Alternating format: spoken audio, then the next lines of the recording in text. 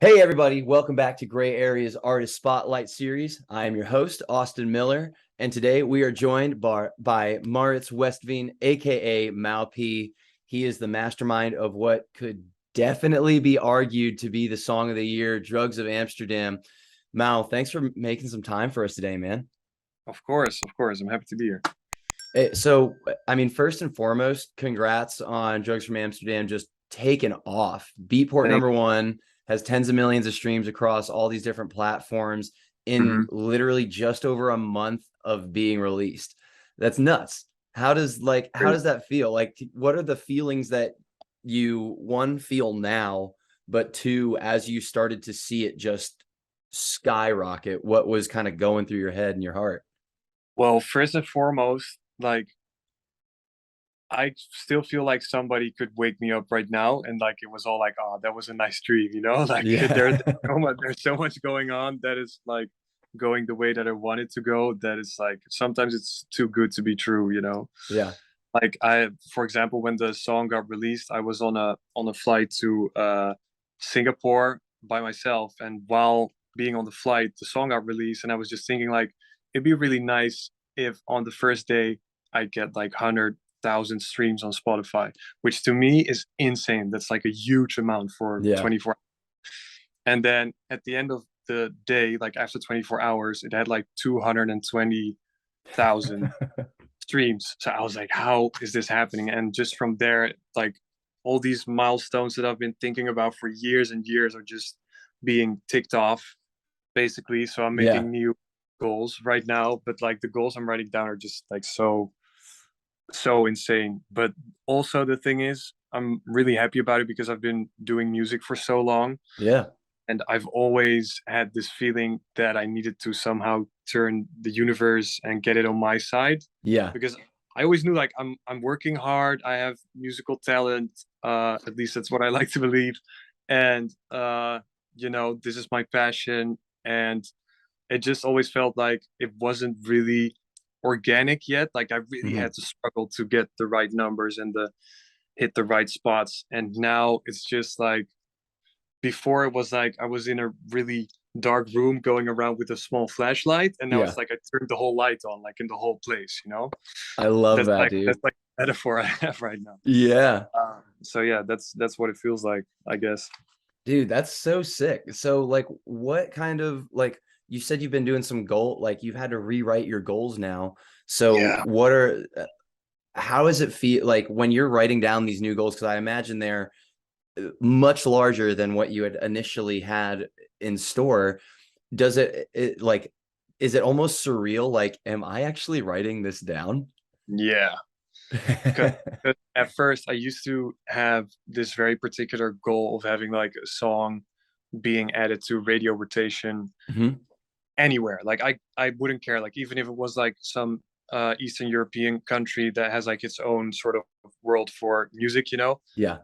If I had a song on the radio there, I'd be fine. And I had this little note. I wrote it down on the note, and I just ripped it out, like get radio play. And I put it in the studio, and it's been here for like 2 years. Yeah. And then now I got someone sent me a list like from the label with like all the places, all the radio stations that have played the song and have supported it or added it to their, you know, rotation. And then after that, I found the little note in my studio. I was Yes. like, wow, man, like I just forgot about the note, but like it's still happened, you know. So like, yeah, that's crazy. And then the stuff I'm writing down right now, um, like it's so funny because like it feels like a month ago it was still like so cute because I wrote down goals that are now like so small. Like I just wanted 1 million streams for the song, like after a year or Yeah. something. Yeah. Then now it's almost at 10, and like the new goal is to get like 50 or like 100 million even, like, and that's a crazy amount, right? Just for Spotify as well. Yeah. That's not even Yeah. counting like the radio plays. It's not even counting your SoundCloud. It's Uh-huh. like and that's not even counting the number of times it's been rinsed across like festivals in clubs and other DJs Yeah. sets. Dude, that's nuts. That's so cool. And YouTube, that's so cool, man. I'm happy for you. That's awesome. let me just. Okay. Yeah, it's crazy. It's really crazy. So like what kind of results have like stemmed from this? So, you were on the plane to Singapore and it starts taking off in this like month time, kind of what has or has there anything that has just blossomed from the takeoff of this one song? I think like the most important thing here for me is that before the song blew up, I was just trying to get in contact with all these DJs that I look up to and that I have never spoken to or never met, or like they never played my music before. So I was on this side like contacting all those DJs, and now all of a sudden I'm on this side and they are contacting me. Like Yeah. it's like even like guys like DJ Snake like tagging me in his story and like asking me to send more music, and you know like all these guys just calling me up or like WhatsApping me or iMessaging me, that I was just trying to get to play one of my songs, or Yeah. I just tried to send them a folder of music or just anything, and like now I'm at the other side of the table, which is super amazing because like for me it opens up a lot of doors for all the new music that I have. Like Yeah. there's another song going around that I did that's called That Bounce, and that's like being played by Diplo and John Summit and like all these big DJs Nice. already, because they've already played Drugs from Amsterdam. Yeah. So And do so now we they're do coming we back for more. yeah, so I mean, do we have a is that the bounce, is that another Mal P song? Yeah. Now, do we have a release date kind of on that one? No, not really, because we're still like in the whirlwind that Yeah. is Amsterdam. So we're not sure what's best to do planning wise, but I feel like it's getting a lot of hype already, so I don't want to wait too long. Yeah. But yeah, we just have to see what date works best. I'm hoping this year. That's how far we're thinking, like because Drugs from Amsterdam is like Yeah. keep like this. Yeah. So yeah, I hope this year. Dude, that's awesome. So now someone doing a Spotify search, this will be the first song that they see, Yeah, but only for the Mal P project. But yeah. this isn't your first time, No, doing music. You've been around for a minute. Like you first you rodeo. yeah, you're not your first rodeo, man. You were previously in the rodeo as Maurice West, Yeah, and a headliner at Ultra and Tomorrowland with this like huge big room sound. And yeah. like, dude, you've released 5 songs this year with that project. So Right. it's not like you kind of took a break from doing that. You just No. launched this one. So kind of what inspired this foray into this new switch? Um, it's kind of like a difficult story, or like the journey was a little rough, Okay. because I've always been into like more underground music, and that's like the first kind of festivals that I went to myself when I was like 17 or 18 Nice. in, in Holland was like Awakenings and that kind of stuff, like more techno, Yeah. and then after it became like more housey. And then so that's what all of my friends like, and basically everybody in Holland like, because we're, I feel, 5 years ahead of the rest of the world Okay. somehow, music wise, or like trend wise. Yeah. So I was always making big room, because that's also the music I really love to produce. Yeah. It always had this, for me, it always had this kind of like rave feel to it, or like I always try to incorporate like 90s kind of stuff, or maybe even like acid kind of stuff. Yeah. Um, and then so now I feel like the stuff that I used to do in big room, like the synthy kind of stuff, is Hmm. also incorporated in the house stuff that Yeah. I do. But so I was making like more housey, more deeper kind of stuff for Hmm. about 2 years already, Okay. and then this sort of clash came into existence, where I was doing shows as Maurice West, but Yeah. I had sort of found a new love for like playing, like DJing house music or like techno and that kind Yeah. of stuff. Yeah. So people were booking me still for like Maurice West, and then when I showed up, I was just playing like really underground stuff, you know, and like people were feeling the vibe. It was difficult for promoters to pinpoint like, hey, we're booking this, what are we getting? Yeah. And like the people that do my bookings also knew like the kind of lineups that I wanted to be on, but they told me that that just would be really hard to sell for Maurice West. Like they can't put like a big EDM name in between guys like Solardo or Chris Lake or whoever, you know. Yeah. Yeah. So uh, they came up with the solution to change my name. And at first I was like, oh no, we're not doing that. Like Yeah. that's possible. I've been working on this for like 5 years or even Yeah. more. And it's like telling a mom to like break your kid's neck or something Yeah. like, you know, like kill your baby right now. Go adopt a new child. Yeah.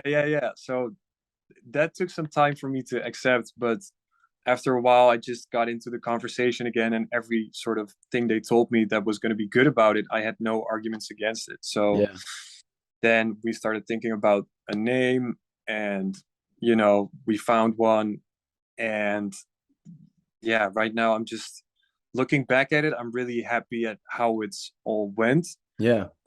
You said, like, I did releases with Maurice West this year, and we already had the plan to like change the name at some points. But Yeah. then, out of our control, Drugs from Amsterdam just started taking off, Yeah. and people were starting to look for like Mal P. Yeah. So I needed to like switch my accounts as soon as possible to like not be behind the train that was taking off, you know? Yeah. So that was kind of rocky, but I still feel like it worked out well. So that's kind of the story of how it all switched up this year. Dude, that's really cool. So, I mean, like, so kind of taking a step back here, um, you said that, you know, Big Room was that's the genre that you really love to produce and all Yeah. that. Is there still a piece of you that that wants to continue like keeping Maurice West as a consistent project still, or do you think you're going to kind of pour all of your eggs into the Mal P basket? Right now, I'm doing the last one. Okay, gotcha. Yeah, everything I come up with creatively or like what I think about when making music is all going into Mal P. Okay. Because also I don't want to waste the Mal P project because of doing it like 50% Malpian Yeah. and 50% Maurice West. I mean, I love the big room sound, but I at one point I just didn't feel like I could contribute anything new Mm, to the sound in some way, or like I used to always be able to figure out the puzzle and be like, hey, I've made this song and it's new, it's fresh. That's yeah. something new for the whole genre, you know? Like Yeah. at least there's one thing in the song that's going to be pushing Yeah. boundaries and like pushing the culture forward in some way. And then so then I started producing like deeper kind of stuff. And for me right now in that kind of area that I'm in, uh I've just got like creativity for days. Like I can open up any project right now and just like it's just going, Yeah. you know? Dude, So that's sick. I'm just trying to do what makes me the most excited and like what gives me the most like what's the most fun to me. So I don't know, maybe in the future if I do feel like making big room or like more commercial EDM stuff, Yeah. then I'll just do that. I'll just go with whatever I feel like doing. Yeah, dude, you got to go with where your heart takes you, you know, you got to listen to that for Yeah. sure. Now, so the you were saying that it was kind of tough to like switch all of these accounts, like your accounts. Do you mean like your social accounts and stuff Yeah, like that? yeah. How like from a business perspective, Hmm. how tough was that to go like completely switch lanes? Because like you were saying, your teams were also like trying to switch the kinds of lineups you were on and all that. Hmm. Like how was navigating the business switch? Was that kind of easy or was that kind of pretty tough? Well, it became easy because of the song, Yeah. but we were actually not gonna release Drugs from Amsterdam as the first song under Mal P. Like Oh, I really? had, yeah, had all these shows booked during the summer as Maurice West that I was still just gonna finish. And then after the summer, like in September somewhere, like maybe right now, we were going to switch the accounts, and like the first song was going to be a remix for an old trance track by Marco V, Mm-hmm. or by Southside Spinners, which he's part of, Yeah. Love Struck. Yeah. Um, so we were just gonna do the remix first, and then have it like as a test, like, hey, there's a new Spotify profile now, and just like sort of slowly let people get to know the new name, etc. Um, so, but then because of the song, the whole switch became faster, but also like easier because it was uh there were people already looking for the name, so Yeah. it wasn't like people were complaining about me, changing the name, or like I didn't see like any comments of people being weirded out by the whole switch. Cool. Cool. So I don't know, in some way I think we got lucky there, Yeah. uh because we all had to do it like on the go, Yeah. because there was like the storm coming at Yeah. us. We were like, okay, we have to get it done now. Yeah. Just hanging So on for the ride, like, yeah, ah. only difficult thing was, which we were also really lucky with, that you can't change your Instagram user if you're verified, which I understand, because like you Oh, have the blue tick. And if I would just change my whole profile to be, for example, like Joe Biden, yeah. I would still have the blue tick, and my account would look like I'm the actual Yeah. Yeah. president of the United States. Yeah. So, uh, so we had to like get really deep into our connections to get Yeah. someone, like, I don't know, like it's called Meta, right? Like Facebook and Yeah. Instagram. Yeah. Yeah. There was some sort of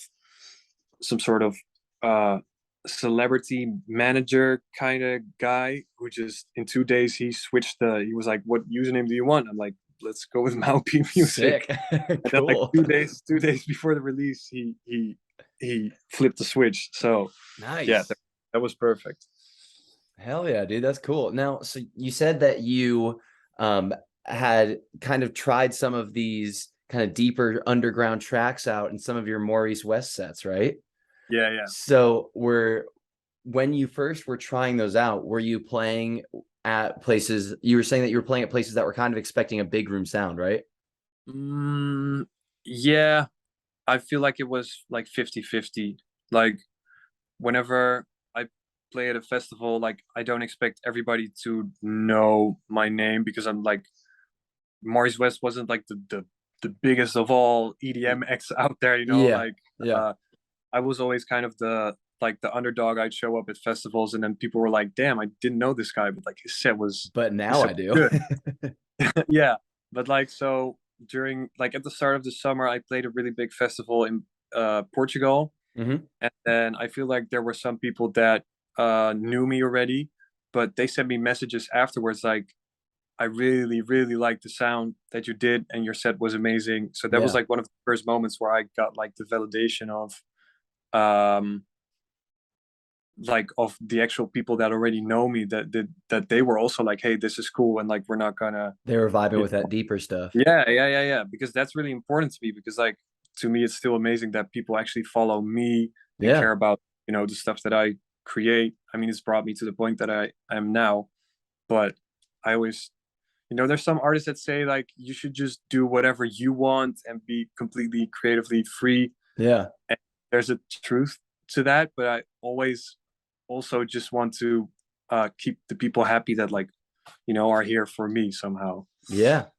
So I think it's like a balance between those two. But like at the shows, I just started noticing that there wasn't really a lot of trouble like with me playing more deeper stuff. Yeah. So that's how I just, during the whole summer, we kind of like explored, and then it got to the Drugs from Amsterdam point, and then from there on, it was Nice. all like solid. Heck yeah. So, all right. So Maurice West equals big room, giant festival main stages, and all that. Mal Mm-hmm. P equals house and techno and like Yeah, clubs and underground parties. So yeah. can you kind of talk about or talk a little bit more about some of the differences between like the two projects to you personally, as far as or I guess maybe other observations you have about differences between the two, or the cultures that the two Yeah, speak to? for sure. Like the first thing that comes to mind, which is for me the most important thing is that when I play a set, it's like with the music I'm doing right now, I can mix so much longer and like take my time and like really tell a story, and like keep them waiting and like keep Nice. waiting for the bass to come in from the next song. Yeah. Whenever it was Maurice West, I always had I always mostly knew what I was gonna play and like have my special moments like, oh, for this track we're gonna like go with left to right with our hands, and Yep. I'm gonna play this on the mic and I'm gonna make everybody jump when I count to three and Yeah. whatever. Now it's more like you I could even play like 3, 4, 5 hours and just have as a goal have to get people to like vibe with you or like just have them enjoy themselves for as long as possible, instead of Yeah. having to mix a new song in every 1 minute, every like do really fast mixes, and then you Yeah. need another like gimmick or another hit song or another something recognizable. And now it's more about the story you tell in the Yeah. set. Yeah. That's really Yeah. cool, man. So it's so do you think that that has kind of because you started producing when you were what, like 14, right? Yeah. Yeah. About that age. That's first of all, that's crazy. But we'll get to that. We're gonna get to that. But so would you almost like, or it almost seems that as you've matured, kind of the sound has matured with you a little bit. Oh yeah. Like that patience that you're talking about, that Mm. build, there's that story to tell. There's almost this kind of this maturity to the sound a little bit. Do you find that there's um a difference in like the crowds when you like play the different kind styles? 100%. Like, I think 2 weeks ago, Reinier Zonneveld, right? The Dutch Yeah. techno. Yeah, Yeah, yeah. he's really big in like in Holland, and he was doing a show in Belgium. Hmm. And I got to meet him because of Drugs from Amsterdam. He really liked the song, and he's like remixing it and everything. And then Nice. he asked me to like open up for him at this club in Belgium, Hmm. which is like really underground club. You walk into it and it looks like a Call of Duty map, like literally. Like it's What? like the roof, like the ceiling is so low, like I can even like walk in it properly because I'm like almost two Whoa, meters. Then it's like concrete everywhere, that's and sick. it's so big. And then the DJ set is behind like a rusty fence, but Whoa. the sound there is amazing. And like the whole like the people at the front, they climb in the fence and stuff. It's literally it's insane. And then I've never been more nervous for anything because I never played like a techno party. Yeah. I went to techno parties, I know like what to do and what not to do, Yeah. but I never played in front of a crowd like that. And the crowd was just, I opened up, there was no one there, and then like within 30 minutes the whole club was full. And the people were just so, you could just feel like they were uh I don't know, they were like on my side, if that makes sense. Uh-huh. Like they were just like They were on the I journey with you. yeah. I was like the pilot of the plane. I could just like take them anywhere and they were just like going with me. So that was my first time where I thought, finally, this is exactly the type of people that I want to play for. Like I'm doing this really long mix and it's more about the beat and about the groove, and then I get to decide when I like turn the knob and bring like boom, like bring the bass back in. Yeah. Whenever like I kept them waiting, and then I was sort of like playing with it, and then I brought the bass back, and just like the whole place like, like you hear like that roar, and then that Yeah, kind of stuff dude. is so happy. So that's yeah, that's for sure like a different crowd. I feel like maybe it's also a new generation, or maybe those people were just a little older than the people that I usually play for. I don't really know what it is, but Well, I feel like it's almost, think it might be part of like the when you mature as just as a human, you are able to look back at things and make decisions and view like a current experience through a lens of through a lens of experience. So, like um take music for example. We'll take music for example. So that if you've been in the music scene for a minute, because I remember when I was a little bit younger, I was way into like rehab and Yeah. TS and like into that really big room, that big festival sound. And Mm, that's a sound that really gets a lot of people into dance music at first. for And sure. then, but like you were saying earlier, it's very much like every minute or so, it's a new chorus, it's a new drop, there's a Yes. new like hands back and forth, there's a new jump to keep the crowd in it. And the sets are like about an hour and a half, maybe 45 Yeah. minutes sometimes. Yeah. Um, but as you stay involved or you listen to more dance music, regardless of the genre, you start to just hear what else is out there, and Mm, okay, I know what a good drop feels like, I know what a good drop sounds like, yeah. but how much better can it be? It can be even better when it's not just every minute douche douche. Yeah. It's if you're having to sit there and you're having to wait and you're like, "Mm," and then they fucking turn that knob and it comes back in, you're like, oh. Yeah. That's it. Yeah, dude, it's a beautiful thing. And so I think there's this appreciation for the build that comes like when you're first, that it's that first introduction of those drop after drop after drop that hooks you and brings you in because you Yeah. love the energy. But then it's that having to wait for it, that's what really keeps you in like later on down the line. Also, I feel like um the way that you're describing like the show right now, that makes the DJ more appreciated somehow, or like I feel like it takes more skill to just be put in front of a crowd, and your job is entertain these people Yeah. for 3 hours, keep them going, like, Yeah. find the right flow, find the right tracks. Your starting point is here, you're going to there, like what are you kind of going through, like navigate through your Yeah. subgenre, like you're giving them maybe a bit of Latin inspired house, Yeah.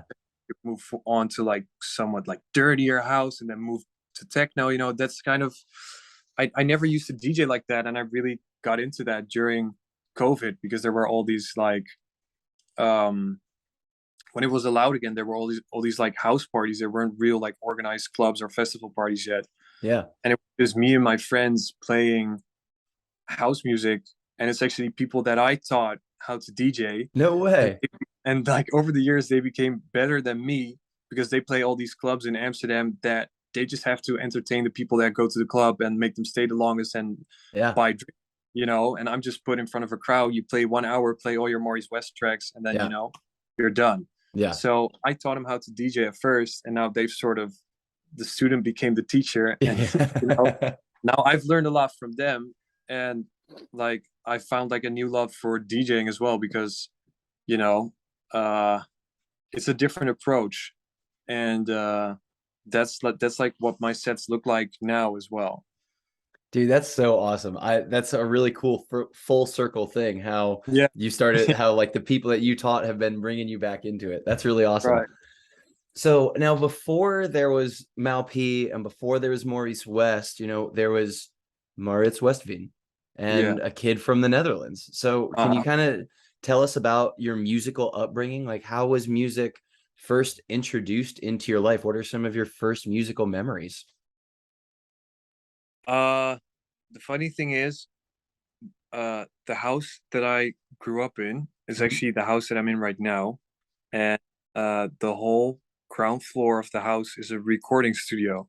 What? So yeah, so Dude, that's sick. my dad used to be like saxophonist for Yeah. like big Dutch bands and whatever, and he used to do like he used to do it as like a session musician. So he, like, whenever someone needed a saxophone on the track, he just Yeah. drove to wherever he needed to go, like whatever studio, record it, Yeah. go home. Like that was his job. And then later on, he was an arranger for like big orchestras to like get them the sheet music and everything. Yeah. So we worked from home a lot, and so from the moment I was, you know, uh, able to walk, I was also like able to just go downstairs and go on drums, piano, Yeah. whatever I wanted. Um, so that's like there wasn't really one moment where I was like introduced to music. It was just like always there. It Yeah. was always back of my mind. Like if I don't know what I want to be later on in life, I'm just gonna go with music, I guess. Like like always you can fall back on whatever profession your dad is doing. Like that's like the Yeah. cliche. Yeah. So that was that for me. Um, so yeah, that's kind of the upbringing, I guess. And then my mom's also a jazz singer, Oh, uh, cool. not like professionally. Like she used to be in bands, but then later on she became like an English teacher, Hmm. and so there was always like music around me. And then my parents were always listening to like soul or like jazz, old R&B, I Yeah. guess. Um, so that's kind of like the music that I didn't like at the time, but now that I really like and still remember from Yeah. when I was little. And then at some point it just turned into dance music, I guess, because dance music when I was like 14, dance music was so big. That was like the Yeah. moment when dance music became the biggest genre within like all music. Yeah. And you're how When old now? I'm now 25. Okay, cool. So about 9 years ago. Yeah, Yeah, yeah. About the time when Martin Garrix was like the face of dance music. gotcha. Now, yeah, what was it kind of like growing up in a in a place in Amsterdam and the Netherlands and just Europe in general where dance music is just has such a huge presence. Not and it's like cross generational. It's not necessarily just the music of of the young people or of the kids, or it's not just the music of the adults. It's really like a transcendent kind of thing. It's very different from here in the States. Was it Yeah. just was it just kind of whatever was the most popular dance music at the time, like that big room sound that you were hearing all over the place, or were you hearing different kinds of dance music all over? That's a good question. I think the the like the dance music that was the easiest to like the entry level dance music Hmm. was big room. Yeah. Like progressive house. I think I got into dance music when the Tomorrowland and the Ultra After movies were like the you were Yeah. cool if you knew about the after movies, right? Like you Dude, you the always after movies were sick. like during high school we were just like watching Tomorrowland after movies, like, oh yeah, we should go one day when we turn 18, Yep. like that Yep. that kind of stuff. And then um that was like, I think, no, I think I even got into dance music before that when like Swedish House Mafia used to do like the compilation Yeah. album, and Yeah. they still made stuff that sounds like early progressive house. Yeah. Yeah. Yeah. So like Leave the World Behind and those kind of tracks. Yeah. So that was like how I got into it. And then after, like at the end of high school, I was into techno as well, because like that was just the cool thing to do in Yeah. Holland. Like Yeah. it was sort of scary as well, like, oh, we're going to this techno rave, and like, oh, people are doing drugs and stuff like that. That was like the new cool thing to do. So Yeah. yeah.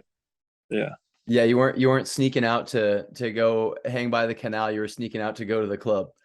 Yeah. Actually, just last year, I sneaked into a festival. Like I've never done that when I was young. What? Like, yeah, it was so crazy. Like this during the summer, like this festival was sold out, Yeah. and uh, like there was no way in which I could get like tickets or guest list. Like I know a bunch of people, but like it was so full, and I just really wanted to see uh Carrie Chandler. Like, Okay. yeah, because like he was playing, and we hopped the fence. No. It's so, it's so stupid, but like, See, yeah, nobody is above hopping a fence. Even a No, headliner no, like yourself, no no. one is above hopping a fence to see who they want to see. I love that. I mean, I would have paid if I there was still tickets left, but they left me no other choice. I mean, Yeah. I still paid I still paid for a lot of drinks, so I guess sort of made up for it. But Dude, that's awesome. That's so cool. So now, like, so what was the first song like when when you were 14, when you were first hearing this big room sound, this dance music? Was there a song that you first heard that first made you go like, whoa, what is this music? What is this sound that I'm hearing? uh, I think like I mentioned, Leave the World Behind before, and I think that was like one of the first ones that Okay. really really gave me this feeling like, what is this sort of euphoria that just comes from this 3 minute song? Like, I feel like Leave the World Behind was still simple, like it has the vocal, the piano, and like Yeah. the big drop, but it sounded to me like if I spent some time, I would be able to make something like similar. Of course, Yeah. I was wrong. Like making music is like so hard, mixing and everything, but Yeah. sort of like the motivation I had, like I can actually hear every single sound. So I was just like, I'm Yeah. gonna recreate this. I'm gonna like make the Yeah. same kick drum and make the same, Yeah. whatever. Try to find their piano preset or like stuff Yeah. like that. How I sort of got into producing, And I guess. and then you just find yourself scrolling through hundreds of piano and drum samples and you're like, "Oh That my God, which one is it?" that was pretty much the first year of producing for me, just like trying to find how everyone's doing what they're doing and just remaking. Like it took me a year to make a song that I, thought of myself. Yeah. For that, it was just like, how do I make the sound that, Wolfgang Gardner or whoever Yeah. has? Like I was a big Wolfgang Gardner, like Maddie and Porter Robinson as well. Yep. Yep. But Dude, yeah. that first Porter album was life-changing. That totally rewrote the game. Is it like the album or the EP? Because I remember there was like an EP on, I think, Skrillex's label, like Wait, no, it Spit. was the EP. Yeah, no, it was the EP, that Yeah. first EP. Because I And remember listening to I just Spitfire checked, over and over. I checked out I So checked out the EP a couple months ago actually again because I could remember there was like some sort of uh there was a track on there that sounds like 2000s trance, yeah. and like he was already combining that with like electro or uh like house. That was like Yeah. that was so boundary pushing for me. Like he was already doing that in probably it was 2012 or like Yeah. 13, maybe. Yeah, Yeah. it was like between 2012 and 2014, I think. I think it might have been Insane. 2012, Insane. 2013 something. Yeah. That's like that was really insane to me.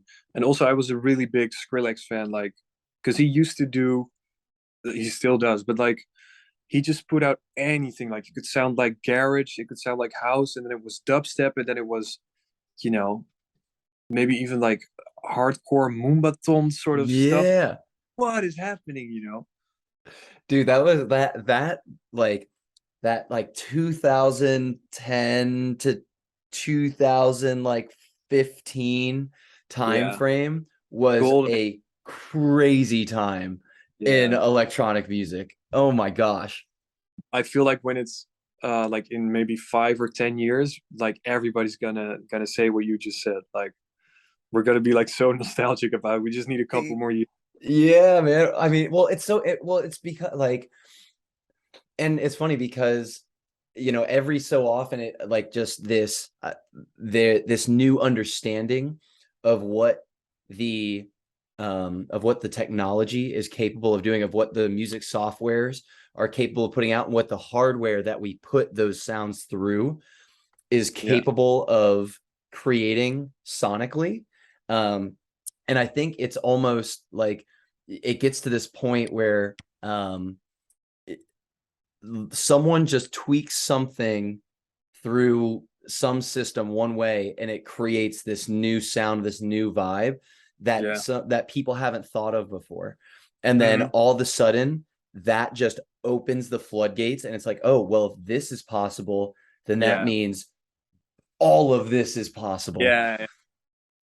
that's usually also what happens, I feel like, with, big songs uh when Fisher had Losing It, like Yeah. that opened up so many doors for like tech house. Mm-hmm. And Yeah. like then people have the validation from someone else, like, hey, people like this, and then they feel more confident about, merging maybe what I did. Like I took basically techno, synths, and like a rave vibe and added Yeah. tech house to it. And then like if there wasn't Fisher Losing It, if there wasn't A Craze Do It To It, then like I wouldn't have been here. I wouldn't have Yeah. works from Amsterdam. So Yeah. Well, and it's I funny, love like, I love how like trinkles down, like, yeah. yeah. Well, and like you were just saying, it's like that validation that comes through. It's it, just because that one person, like they released it and it took off, doesn't mean that there weren't a bunch of people that didn't have other things on their hard drives Yeah, that they were like like, there's no way, I don't think this will work. And then someone releases something similar and they're like, oh, it's gonna work. And then boom. that's so funny because you never, never, never expected. Like I just made Drugs from Amsterdam because I was, having fun, and it was just this random idea that I had, and I can't even remember how I did it or like what was the thought behind it or whatever. And it just like only after people were, recognizing the sound or like, appreciating it, then I came to understand like, it's because it sounds a little bit like this, and I took that and combined it with that, and Yeah. I get it, but it wasn't like a pre-planned thing, Yeah. not at all. Like even the way it blew up, like I see people, like I sometimes I see comments like, oh, the marketing plan for Drugs from Amsterdam, the guy who made that, he needs a raise because like they did an amazing job. And I'm like, I made Bro. five, I made 5 TikToks. Like Yeah. that's it. I never used TikTok before. I just like I saw the song blowing up on someone else's TikTok, and I was like, okay, I need to be on TikTok. And then that's it. Like it was all organic. The first few weeks of streams were all just people looking for the song.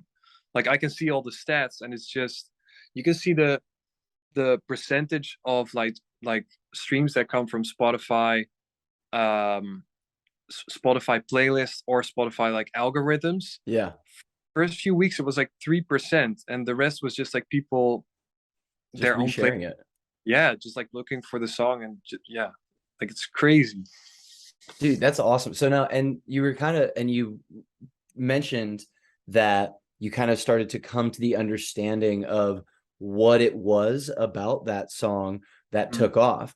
Yeah. And so take us through that. What is it about that track? Is it a combination of your big house proclivities with your tech house love, or is it just the combination of the sounds? Is it the fact that tech house is hot right now? What is it to you?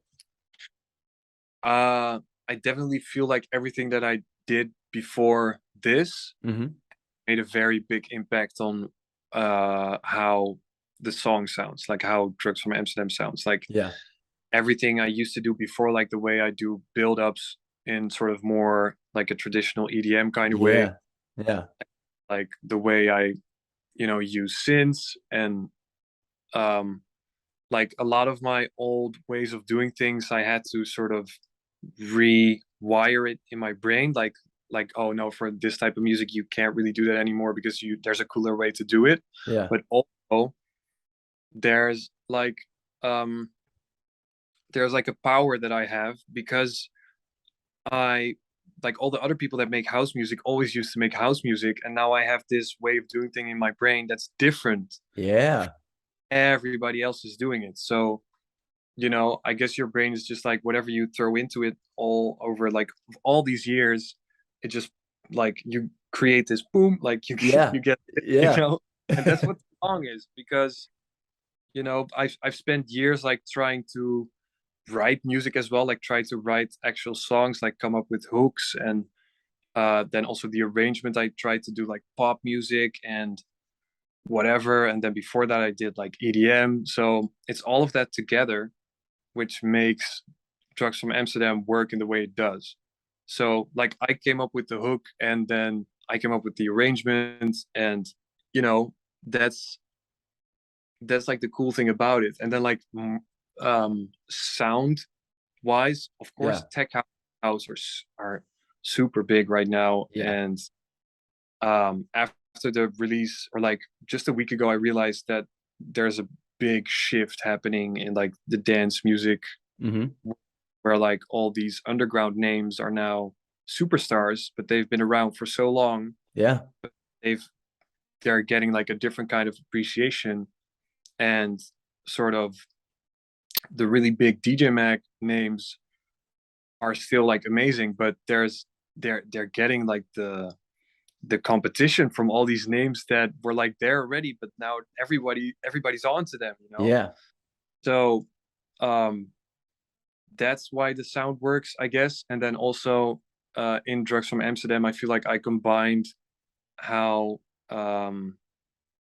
like techno works right now, where they have really like synth driven, Mm-hmm. Mm-hmm. like they have like these dirty melodies, and it's simple, but it's still, it still takes you somewhere Yeah. somehow. Yeah.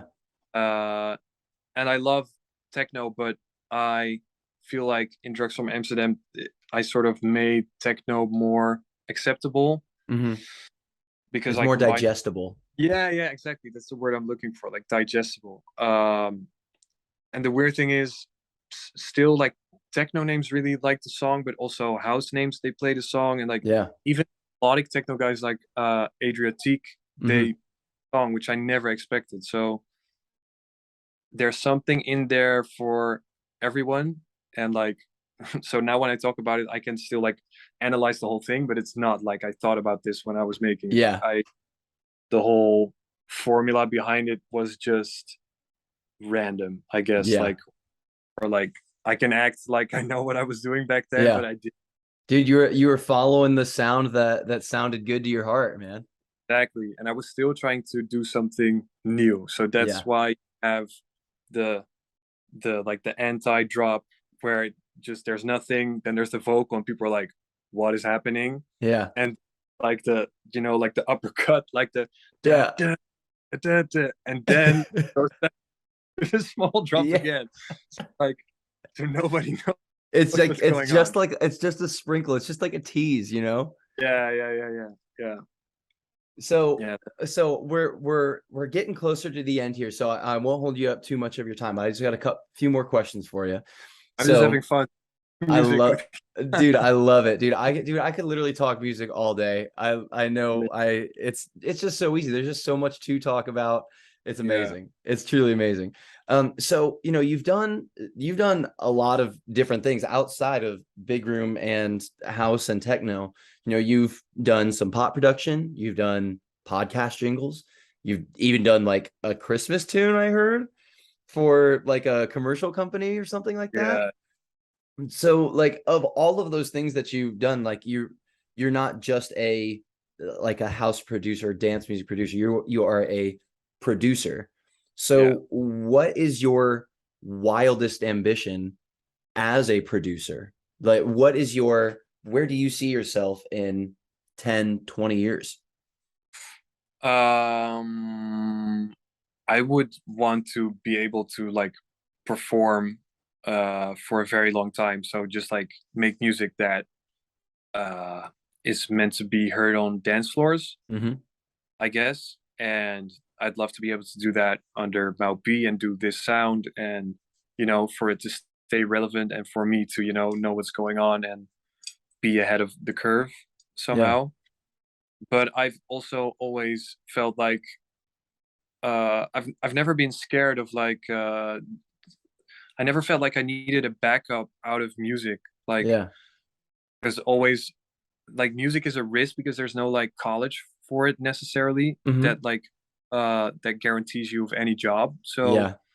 but I feel like if you learn this skill set of producing, and you have your all round sort of tools of trade, or like your skills, you can sell anything. Like you produce, or like you can make music for commercials, or as you said, like I did jingles.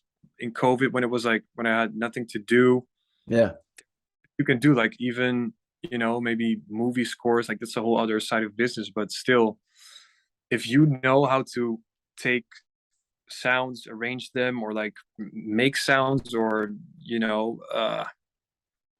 if you know how to make a song, or maybe even just s- sounds for movies, like not even music maybe, Yeah. then you could go on for years. So if I'm not able to perform anymore one day, I just like I try to maybe make a business out of just producing somehow. Yeah. So yeah, I don't know if I have like a goal per se, like in producing, but like the main goal is to set the trends, I guess, Yeah. Love in that. dance, because like I still love dance music. Yeah. Well, and it's cool that you've already kind of keyed in a little bit to how what your experiences and your knowledge with Big Room has already kind of put you on a path of doing something a little bit new with Yeah, house and techno, because that's what is a huge part of setting new trends, yeah, is mixing and molding and taking a little bit of this that maybe people didn't think of before and exactly. putting it in a new direction. And it's cool that you're already kind of keyed into that, and I think it's going to take you pretty far, like diving further into that rabbit hole. Yeah, exactly. And now that I have the appreciation for like of people that like drugs from Amsterdam, like Mm-hmm. they're sort of uh like I could be comfortable and create another drugs from Amsterdam or something like that, but Yeah. like right now I just feel this drive, like, oh, you have to do something even wilder. Like you have to, I feel like there's people watching me now. What's he gonna do after drugs from Amsterdam? I just wanna go on this train and drive like like straight, Yeah. just make a song, and they'll be like, what did this guy do? But it still has to be super cool. Dude, I love that. I love like the excitedness to go smash through those walls and to go Yeah, like break those expectations. Fuck your expectations. This yeah. is what we're doing. Because I also love that. people might think now that like Maupi is a commercial name, or that it's supposed to be like a name like Geta or something, because Yeah. I'm on video, but I just want to stay really like underground and just feed Yes. all the people more underground that now maybe think that I'm mainstream. Yeah. So I'm part of like flipping the narrative in dance music right now. That's been my goal for years. So that's really cool to be a part of. Yeah, well, and it's funny because that undergroundness, and it kind of goes back to what we were talking about with those slow builds and that patience that's required. There's almost more of an artfulness to it. Mm, yeah, There's not as much of a formula involved. There's much more kind of, there's space for creativity yeah, and not creativity and what's the word I'm looking for, and interpretation, uh, um yeah, in that underground realm. yeah, for sure. Yeah, I feel you. So what advice might you have for someone who was, in your shoes like 5 years ago, someone who's grinding, trying to take that passion and that knowledge that they know they have for music and for DJing and turn it into a career? Oh man. Well, what really helped me was to just not think about anything, don't compare yourself to anyone, and just keep going, because it's like figuring out a Rubik's cube, Yep, yep. like you keep turning and you can't get like the nine different squares to be the same color, but there's like once you like give up, there's no way you're gonna like figure out the Rubik's cube, right? And it might take a lot of time, but you never know when you're gonna hit it. So literally the only thing you can do, if you know that you have the talent, if you know that you have the passion and the drive and the knowledge, the only thing you can do is keep going, keep trying, keep trying to figure it out, keep educating yourself. And then I saw this video about they call it a hot streak, Hmm. like where just anything you do is like a home run, Yeah. basically. Yeah. And guy, he did like a whole analysis on it, like very successful people that had a hot streak, and you could just see them. They've been grinding out years before they hit like their moment, Yeah. uh, and that's not the stuff you see online. Like you only see the wins online, and like Yeah. I've been grinding out for so long. Like I've been thinking like, why is my stuff not working out? But Yeah. Why do I have to sneak into festivals? that exactly no, but that's the whole thing. Like the only thing you can do is uh keep going, keep trying, and there's no there's no like pay to win. There's no secret formula. There's nothing. It's just like you have to have fun with it, and you have to enjoy the ride. And the another wise sentence is the journey is more important than the destination. Yep. I Yep. saw I saw this other like wise like slogan or whatever you call it. It's like the man who loves walking will walk further than the man who loves the destination. Yeah. Yeah. So, I just love making music, and then I feel like after a couple of years I stopped caring about, oh, I have to do this and I have to accomplish this and that. And once you're really comfortable and in your own zone, that's when you're gonna like find your own sound and your own style, and not care about what other people think. And that's when you're gonna like hit home.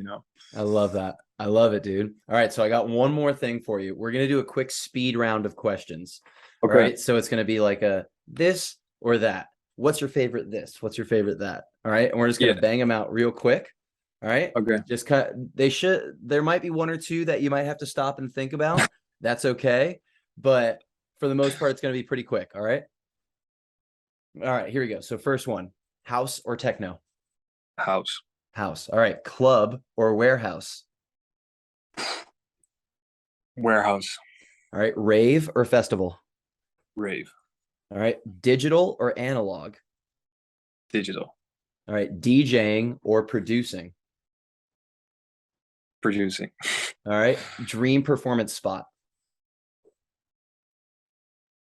Dream performance spot. I really want to be able to do awakenings in the Netherlands somewhere. Like I've like even this summer I just went as a visitor just to like have fun and stuff. Yeah. And there's so many house guys also playing, and then they play a little bit more like towards the awakening sound. Like that's probably a short-term goal, but like it's Uh-huh. really where. Hell yeah. Love that. Hope to see that dream performance spot be another Yeah. sticky that comes off the wall. All right. Dream collaboration. Ooh, wow. Uh, wow, that's a tough one. Uh, that's a really tough one. Can I pass? Like I don't know. I Well, just how don't about know. this? We'll come back to that one. Yeah, okay, All okay. right, we'll I'll come take back to that one. Okay. it. So you might have already answered this one in our interview, but last concert you attended as a fan. Um, I think there was this club in Amsterdam. It's closed right now because they're building apartments on it, but it was called the Marktkantine, Okay. and I Camel Fat played, and this was way before Drugs from Amsterdam, like 2 months before, 3 months. Yeah. Uh, and I brought out this USB that I wrote like demo. I wrote demo on it, Nice. and I was like, "This is gonna be fun. I'm just gonna like give it to them. This is gonna be my mission of the night. I'm just with a couple of friends, and I'm gonna pull out the USB, like, hey, I'm gonna give it to them." Yeah. And so, uh, this is a funny story. I walked up into the booth. It was like super crowded, and you can go like behind the booth, and Hmm. and I just had to like make my way through all these people, Yeah. and then really, really big guy. He looked like from the UK, and he had like a ponytail or whatever. And I was like, that has to be their tour manager. There's no one else that's gonna be in Yeah. the booth like that. That's not their tour manager. So I just tapped his shoulder, and he looked over like, "What's your problem?" Like he looked Yeah. mad. And I pulled up the USB and he saw like demo like written Yeah. on it. It's like, oh, and he grabbed it. He took one of the camel fat guys on the shoulder. He gave it to them, pointed to me, and then the guys were like, like, oh, thank you, sick, amazing. Like they gave me Yeah. the fist up and whatever. And then I saw him put it in his bag really carefully, and never heard anything from them. Oh no. Maybe the track wasn't good enough. I don't know. I've just left the track to sit on the shelves. So Yeah. that was the last concert I attended as a fan, I think. Hey, it's still a good concert to go to. They still Yeah. put on a great show. Yeah. It was Okay, good. so what is the best concert that you've ever attended as a fan? That was also this summer, I think. And I don't know if it was the best, but it just really inspired me because it was Solomon playing, and it was Okay. like his own festival in Amsterdam. I hear a And lot of people say really amazing things about Solomon's yeah, it performances. was the first time I saw him play, and I knew I had to go. I just went with one friend, and uh, it was because of the same thing you're saying. Like, there's so many people like praising him, and I was like, what is that about? Like, Yeah. you don't really see it when you watch a set or when you see like a small moment of him, like on Instagram, someone filming. Yeah. But when you're there, I don't know how to explain. It's like it's so well done, and he knows exactly what he's doing, and he just like the stuff I was telling about you about that you take the whole crowd on a journey. Like it's just Yeah. like with one, like he has us all in a chokehold. It's Yeah. like Yeah. every song is something you don't expect, and then he goes a little bit towards like that sound, but then like he finds something in between that's totally something different that also fits. Yeah. Yeah, out of this world. So that's probably the best thing I went to lately. Also because it was so like inspirational for DJing. Yeah. I love that. Yeah, leaving a show and feeling just so charged up and ready to like get behind your decks and just sit there for a couple hours. Oh, Yeah, that's a great feeling. That's a yeah, great feeling. I love that. that's what he did. So yeah, Heck yeah. Okay, so what's your drink of choice? um, tequila with ginger beer on Tequila ice. ginger beer. Okay, cool. I'm down with that. I can get down Yeah, with that. I'm a tequila and tonic guy myself, so I get it. I haven't tried out a lot of combinations yet, but someone put me on tequila ginger beer, and then I was sold. So Hell yeah, I'm gonna try that next time I'm out and about. All right, so you walk into a house party, all right, and someone hands you the aux cord. Mhm. What song are you playing to get the party going? uh, uh, there's this song by I think Dwayne Harden, like Okay. you don't know me. Okay. Do you know that one? It's I like don't think so. I know Dwayne Harden, but I don't know that song. you say that I'm coming it right. Okay. Uh, so why do you judge my life? Yeah, it's amazing. It's like there's just a couple of these old house songs that Yeah, once you put them on, there's like no it escaping gets the people going. the vibe. Yeah. Hell yeah. Okay, now the other side of it, it's the end of the night and the house party's dying down. What song are you closing the night with? What you're putting on a song as you're walking out the door? It's like walking away from the explosion. Yeah. Uh, uh, what's it called again? Octave one. I think it's called Black Water. Yes, that is a great song, dude. Yeah, but then like have the version with the really long violin intro and Yeah, the thousand strings, like yeah, yeah. I know what you're talking about. Yep. yeah. Okay. So, next one. What is a secret talent that you have? Um, I have a lot of weird talents. I feel like, but I keep forgetting about them. I'm kind of okay at impersonations. Okay. I guess I don't know if I can do any for you right now. I don't know if I can do any people that you know, but it's like I always do people that me and my friends know, Okay. and I just sort of And you're just keyed into what makes them unique. yeah. It's Yeah. like but it's also with talking in a different language. I can just like hear something and uh replicate it or Yeah. like You know, I'm not even good at the language itself. I'm just good at saying the word in a Yeah. way. Dude, I actually totally understand what you're saying on that. When I'm over in Europe, I like, I'm able to like say the words that somebody says to me, but I Yeah. have no idea what I'm saying. They're like, oh, say this, and I like say it, and they're like, oh, that sounded really good. I have no idea what I'm saying. Yeah. That's Uh, also how I learned to play the piano. Like I didn't know how to read notes. uh-huh. I could learn the whole song, like how to put my fingers in the right places at the right order. Interesting. Yeah. I don't Wow. know correlation between that, but Yeah. Okay. So if you could have dinner with three people, dead or alive, past or present, who would it be? um, I know Jamie Foxx needs a spot. Okay. Uh, I know why. I just love Jamie Foxx, Just got a great and energy. yeah, uh, and uh, Kendall Jenner. Okay. Because Just why not? there's no arguments for that. And then one more. Um, you. I'm gonna pick you. Yeah. Hey, yeah, dude. We would have a great time. Yeah, We would have an Jamie, awesome time. Jamie Foxx, Kendall Jenner, Austin Miller, me, tequila, ginger beer. All night. Perfect. Yeah. Yeah. Damn, dude, that sounds like a great night. And then we're going to the club afterwards, right? Yeah. Yeah. Yeah. Hell yeah. Cool. All right. So, favorite food? Sushi, Sushi. actually. Fuck Yeah. yes. Fuck yes. I love some sushi. God damn it. All right. Favorite color? Uh, blue. I Blue. think like the whole room's blue. Yeah. No, same. I get that. Blue's always been my color. Yeah. Would you rather face off against one horse-sized duck or 100 duck-sized horses?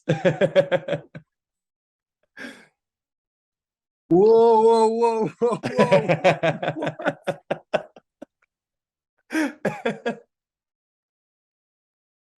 Okay, one more time. All right. Would you Four. rather face off against one horse-sized duck or 100 duck-sized horses? Oh, the 100 horse-sized. The wait, The horse. duck-sized horses? The last one. Yeah, the Yeah. last one. The last one. I feel like you can kick him away or something, or Yeah, like I feel like you'd be more able to, one, run away, and two, yeah, to clear a path through the middle imagine of them.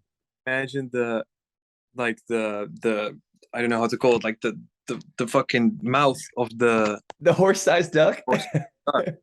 There's no yeah, you wouldn't Dude, win that. dude, imagine the sounds that thing would make. Ducks already make a weird sound. Imagine Wha- it coming out of a giant duck. yeah. Dude, Where'd that you would, find you just came up with that, or like it was just something that somebody asked me way long ago, and it's always perfect? been a funny question for me. Yeah, that's a really good one. Okay, we got three more. All right, so what is something that you are proud of yourself for? Uh, Trucks from Amsterdam. Cool. Yeah. That's a good one. Uh, All right. What is an area that you hope to grow it? Like that you hope to grow personally? ooh, like uh you mean like a skill or like a personality trait or Anything. It can be anything. um uh I want to like become an even better DJ, I guess, like Okay. or just get more experience. Like I would just really want to fly to a country, just any country, and have like the experience to know like all these people like this kind of stuff, so I can, Yeah. And have you gotta flash drive loaded with whatever you need. yeah, because like yeah, yeah, that's it, I think, because like the USB is like the sword, like the modern day sword of like Yeah. the you know, yeah, that's got to be it. Heck yeah, man. All right. And last one. Before I die, I want to blank. Bungee, no, not bungee jump, like jump out of a plane. Skydiving? Dude, Yeah, it's a rush. I've done skydiving before. I It's can't imagine what that feels like. I well, want to dude, do it. it was so interesting because like you're going up in the plane and they have like the door open the whole time. And it was very odd. Like the whole time I was going up, I was like, okay, like I'm about to jump out of a plane. Yeah. And I was like waiting for like the adrenaline to hit me. And it never hit me. It never hit me. And then when they like swung my legs out of the plane and I'm like sitting on the edge of the plane, it was just like, woof. I was like, oh my God, I'm about to jump out of a plane. And they're like, are you ready? And you're like, Yeah. what? Boom. That's what I want. That's exactly that. You've got me more hyped for it right now. So It's yeah, pretty sweet. It's pretty sick. They know what they're doing up there. So you're all good when you go up there. Well, that Mao, dude, this has been a time, dude. This has been an absolute time. I've really enjoyed this conversation. me too. How long have we been on this call? About almost a little over an hour. A little over Wow. an hour. Wow. Yeah, man, dude, the conversation could keep going. But hey, we'll hop off Good. this call and like let's connect. If I'm ever in Amsterdam, I hope to run into you. For sure. Let's Heck do it. yeah. All right, y'all. Well, this has been Mal P, aka Maurice Westvin, and he is the mastermind behind Drugs of Amsterdam, but he has got so much more coming down the pipe. And dude, we are so excited to see what you got going on, man. So Yeah. we appreciate you cutting out some time for Gray Areas Artist Spotlight, and Thank you we so will much. see you guys next time.